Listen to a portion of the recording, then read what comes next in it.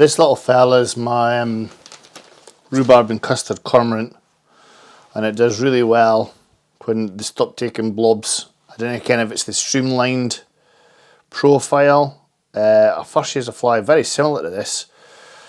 God, it must have been 2002. Me and Shane Kelly, we were out on Rutland, and I was hoovering them up, and it was just like a jakey fly that I tied up, if that makes sense.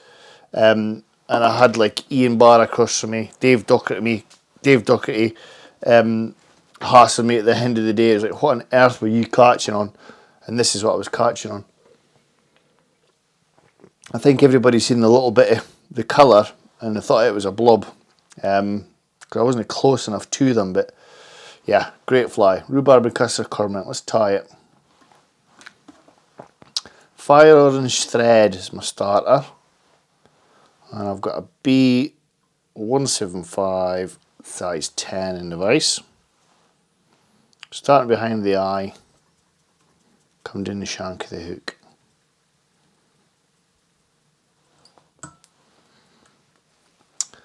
A little bit of gold wire.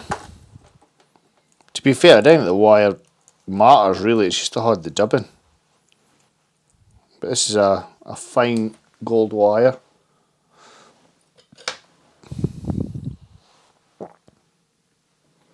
Tie that in. Your side of the hook shank, I've got a pellet stream of fibres. And I've then got this solderini, excuse me, the number 70. It's like a rhubarby colour, a dark pink. You see it there. I'm just got to dub this up the body. Thin dubbing rope, so you can see some of the orange thread underneath. Really simple fly, like not as simple as a blob. But then saying that, tying a blob, I hear a lot of people decrying about. Try tying them right, boys. So I've given myself a little bit of space at the head, and I'm going to come up. 1, 2, 3, 4, 5. That's going nowhere. And then secure. Just twizzle that off.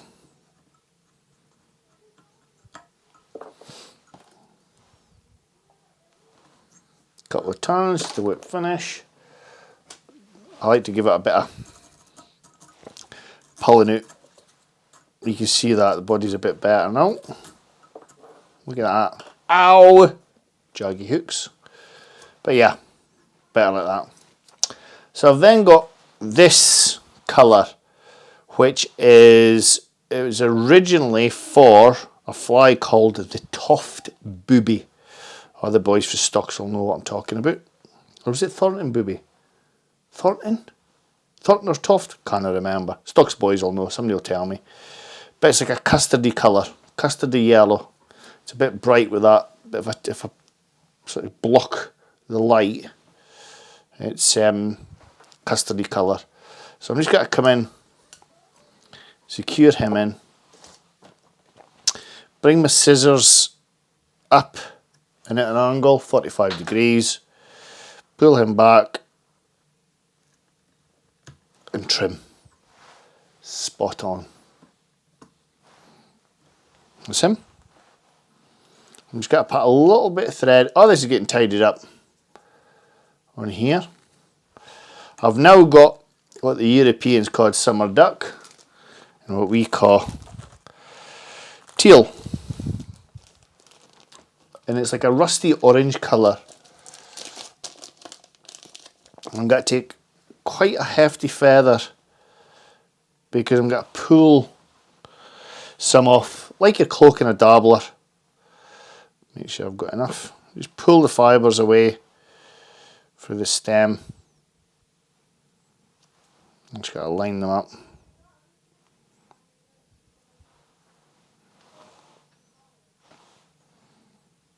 Same length as the wing. Pinch and loop and secure them. I'll show you that better when I twist it. It's secured central on the top. in with your scissors again at 45 degrees. Try not to cut your thread, Stephen, that you've just secured everything on.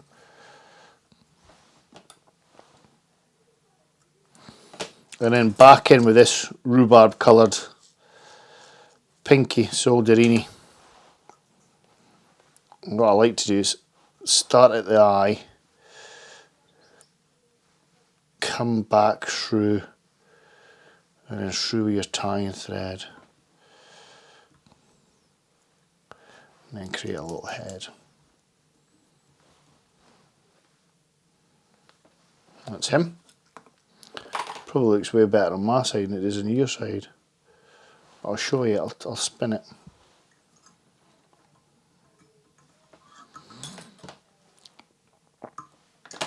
Again, I'll pull some of this into the wing.